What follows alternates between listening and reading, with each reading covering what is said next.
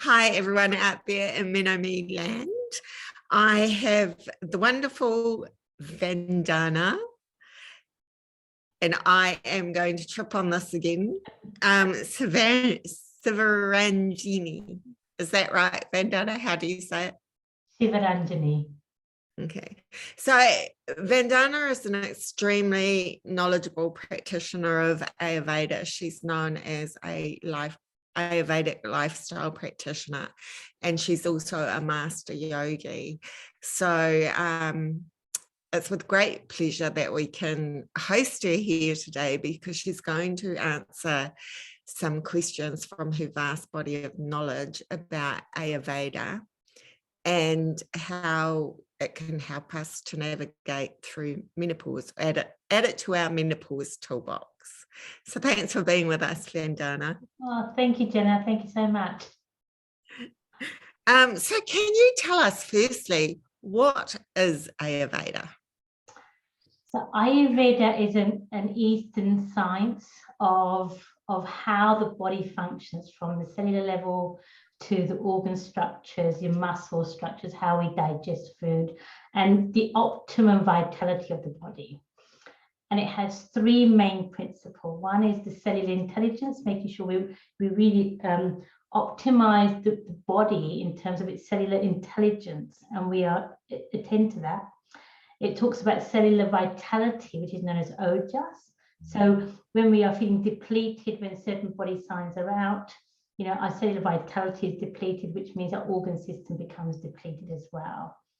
And finally is cellular metabolism, how we metabolize all the hormones that goes through. And in that cellular metabolism is also how we metabolize the mind. So it functions on the internal and making sure we're vital in our cellular structure. And it's very holistic, isn't it? It encompasses everything. Yeah, it does. It really looks at its natural intelligence of how the body functions with the gravitational pull of the earth, with the tides as well, the water tides, and how that reflects on our bodies, how the sun and the moon has an effect on our circadian rhythm, and how to try and bring that all back into rhythm. It has a very succinct framework. And if we learn that and we kind of live within those boundaries, then the body it's like sowing a plant, a seed at the right time, the right place, with the right forces, it'll just grow. It's like that. It's quite amazing. What does the actual name Ayurveda mean? Ayur means life itself. And that's life in every form, like the plants, the season, animals, and the lifestyle. And Veda means knowledge, a book of knowledge. So it's really about the book and the knowledge, the wisdom of life. And so we have an inherent wisdom. We know there's certain things we know. Yeah, we do, don't we? But we don't always listen. No. So what is the purpose of Ayurveda? The purpose, scripture will say that it is our human responsibility to live optimally in the body for 100 years. Oh. Agile, fully functional in the mind, fully functional in the body. Really? So it has precepts of how the body functions on a daily basis, seasonal basis, every year, every 7 years, every 25 years. It has a real function to help the body be optimal so that you can be yourself. When you want to do something, it comes from self, not from the mind. So that's the whole purpose of living in the Ayurvedic way.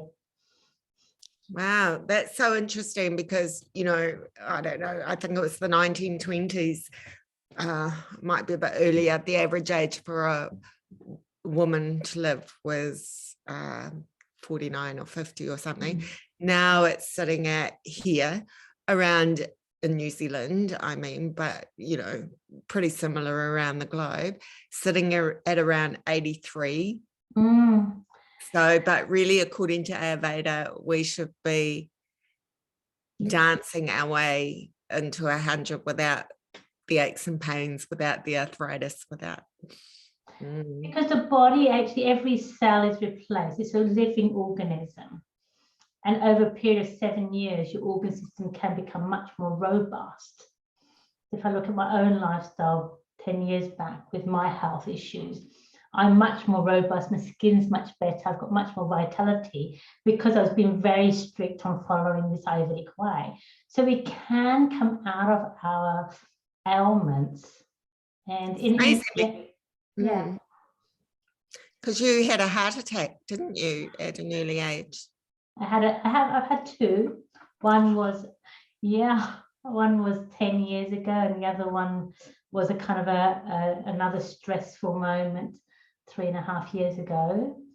And it's interesting how I recovered from both of them.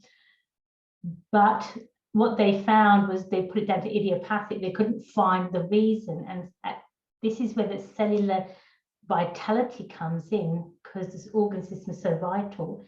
It didn't kind of completely cut me off life, and I'm still here. Yes, and looking very vibrant and healthy as well. So what are the basic principles then of Ayurveda? Because I know it's quite complicated. So there's eight key steps of Ayurveda, 8 key segments. One of them is rejuvenation process, and that's the one that I specialize in. Is that the way that you live your life. There's certain things that happen certain times of day where the functionality of the body is robust for that time, and when you live within those parameters, the rejuvenation process just happens. It's like a tree is constantly producing the best fruit again and again. That's the rejuvenation process. And its basic principles are on the 5 elements, which is the water, the fire, the earth, the air, ether. And then they would kind of group it into earth, fire, and air principles. So basically, it's a bit of a matrix whereby you've got to know how what's dominating in your body, what's dominating in the season, and what food groups fall into those fire, earth, and air. And also the time of day. So different times of day, you'll notice you're much more vibrant. Sometimes you're just ready to do more creative work. Sometimes you're more structured, which is the fire element. Sometimes you just want to, close off the day. So it is based on these 3 principles, kapha, pitta, and vata, which is earth, fire, and air. And it's a little bit of a study. This is kind of my thing is I want to teach you this basic stuff. Right. So you can kind of really take your health in your own hands, basically. Yeah. It's fascinating, isn't it? So, because we're MenoMe and we help women navigate menopause, well, perimenopause, premenopause actually, because really the more earlier you start, the better off for you, hey? Perimenopause, menopause, and post-menopause. So how does Ayurveda view that? What's the Ayurvedic approach?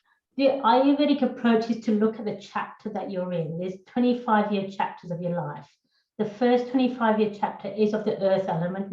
You're robust. If you broke a bone, you heal quite quickly. If you had something happen, you get on with life. The second chapter is between 25 and 50. This is where menopause comes in, which is the fire time of life. We do things. We're active. We're transforming the body. But we're also doing more and not reading the signs. And so what we do, we burn through the fire quite fast.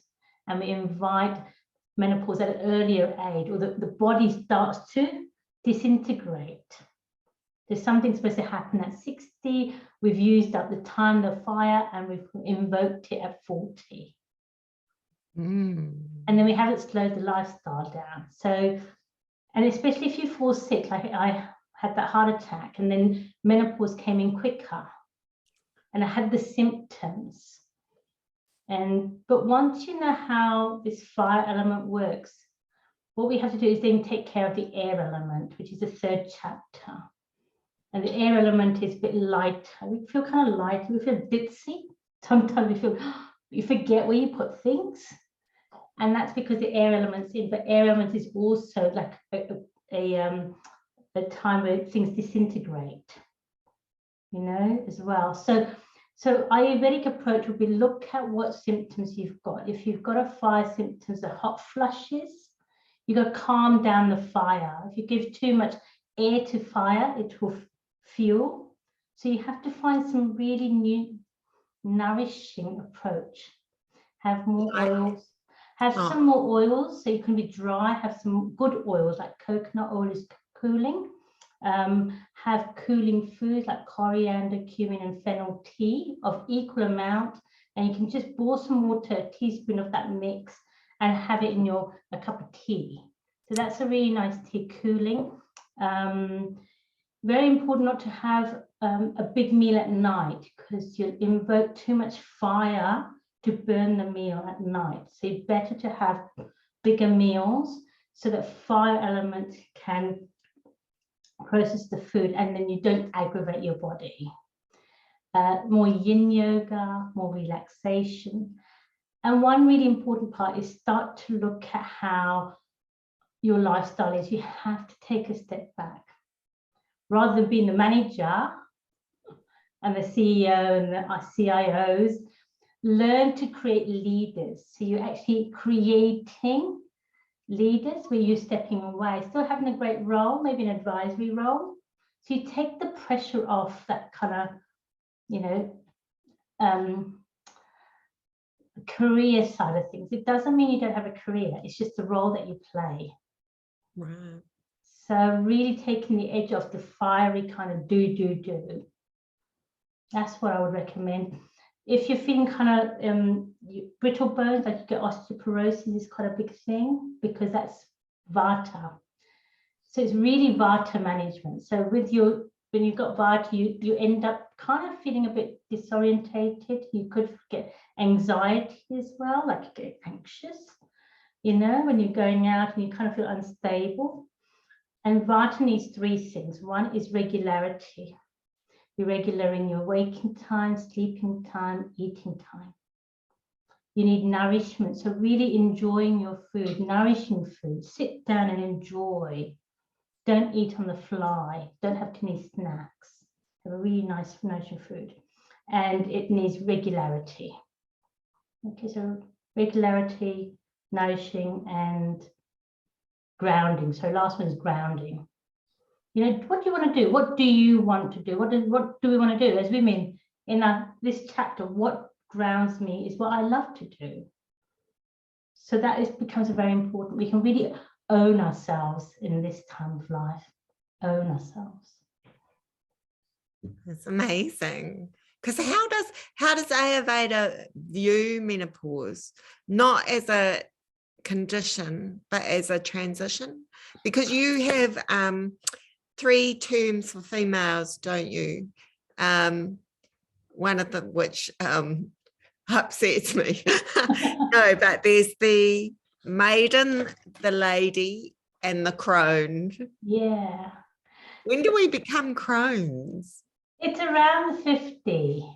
Ah. But if you look at the English directory, the crone is actually the wise woman. Okay. We were medicine women. We became the elders in the village. We became the one that held the space. Yeah. It's got a bad rap for whatever reason. The crone word has got a bad rap. But we need to really own this and say, yeah, I'm the crone. Like, you know, stand with your staff and own it. What's happened is you've gone through transition. You've gone through the young maiden. You've gone through how it is to be a lady and all the stuff that goes around there. And now you're at a wisdom stage where you can actually help this community by example. And in terms of Ayurveda, Ayurveda looks at things as an imbalance in the 5 elements. We've actually not living in accordance to what you need to do, for, like the cellular, I'm telling you, the prana, the cellular knowledge, you know, the cellular intelligence. And so when we're out of that, our body comes out of whack. So it's never seen as an issue or a, you know, own it to see if there's an imbalance and an opportunity that I can now own me. What do I need to do? Look around. And often what we do is imposed on us by other people, society, trying to fit in. And we lose ourselves. We lose ourselves. So I think it's an amazing opportunity for us on the menopause side of things. Own it. Yes, it certainly gives a lovely light to it, I must say. Own it. Do Indian women experience the same symptoms as, say, Western people do? Like Indian women, I'm talking about Indian women that are living in India in the traditional sense. In the traditional sense, no. And I tell you, in the traditional sense, because there's a very structured kind of position.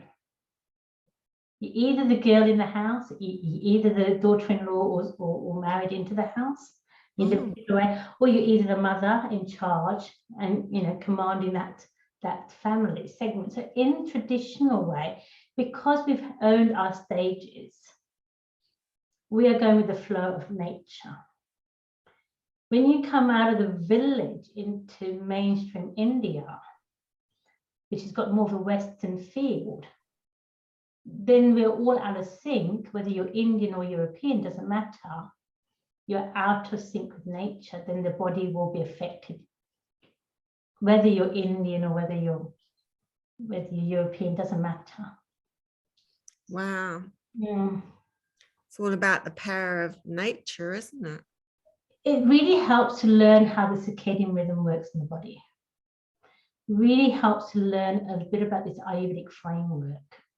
And then reorganize your life around what I call the Ayurvedic clock.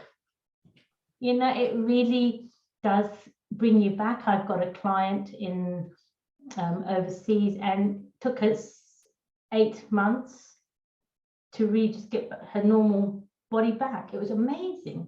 All we did was change what she normally does anyway in a different routine. And I spoke to her a year later, which was probably a few weeks ago, and her symptoms have come back. And it's like, well, why? She goes, oh, I've stopped doing this and I've stopped doing that. So the moment you're in rhythm, the moment you feed the plant, the moment you look after it, give it nutrition, it's going to grow. The moment you don't look after it, it will dwindle. This is no different. So, but she said, look, I know the tools, I need to get back on it, because she's not feeling happy about her own body. So health is in our own hands. Yeah, it's quite interesting. That Ayurvedic clock, so that covers eating at certain times and sleeping at certain times, like lights out at certain times, right? Yeah. So it really gives us a guidance as to the circadian rhythm. So, if we look at how we actually live as a human being, we're not designed to be able to see at night. And if we look at, try it out. You just turn the lights off and try and eat your dinner at your 6, 7 o'clock. It's very hard to even cut your vegetables or have any joy in cutting it. So by nature, we're not designed to eat at night. And by nature, if you go to camp, for example, in New Zealand, we all go camping, and people just feel better by just snuggling up by the fire at 7, 8 o'clock, and then they're ready for bed. It's a very natural design of the human body. So the clock follows the same. And yeah, it's because we've created these 4 walls and the lights. So this is great, but it's given us a false sense of being able to do things. And we're a little bit out of sync with nature. So do you have any tips, finally, because I know you have to leave very soon. Do you have any tips for, say, bone strength and sleep? Are there any particular foods we should use? And when you're talking about grounding, would that be like walking and bare feet on the ground, on the beach or in the forest, like the Japanese do forest bathing? Yeah. those sort of things, because you mentioned hot flushes before, having cooling things. Yeah. Would there be any tips or foods you would recommend? So grounding, yes, feet on the floor. On if you've got hot flushes, if you anxious, don't do that one. Okay, so but yeah, feet, you can ground them into the floor so that your energy goes down.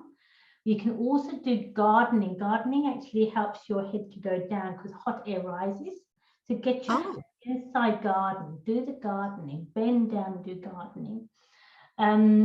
Restorative yoga is amazing. So you're on the ground anyway with a blanket on top of you. Just get the blanket, get your yoga teacher to put a blanket on top of you. So that's really good for you.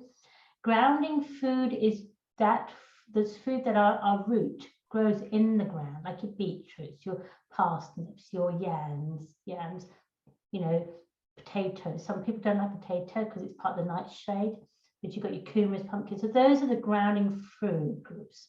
So really having that, and coriander, cumin, and fennel. These are your herbs, right? So, so coriander, fennel. What was the other one? Coriander, cumin, and fennel. So Okay. you can make a little. Some of these dukkas have got coriander, cumin, and fennel dukka. You know, so you have more of those food groups. So that's very good for grounding. As for sleep, my advice is always not to have a big meal at night. A big meal at night will not help you sleep. And at night time, find a way to segregate your day. So you kind of think, okay, I'm finished now, park everything. Then go shower, have that water is cooling. And in the shower, you really turn around and say, I finished for the day, I'm going to have a good night and I sleep well. So we will really come into that, tell the body. And then a foot massage. Foot massage is amazing, amazing. But there's more to night sleeps than just a night routine. You do have to make sure you've eaten during the day very well. And in your reflective time, just see what do you really want to do now? A lot of things that you can do, but what do you really want to do? Because that's fire element as well. So it shows through in the mind, which then shows through in the body. So I think that's, and then a lot of, get massages. You know, calm your body down. And when you're doing massages, if you've got hot flushes, sandalwood oil or coconut oil, you can mix the two for cooling. So there's a few there.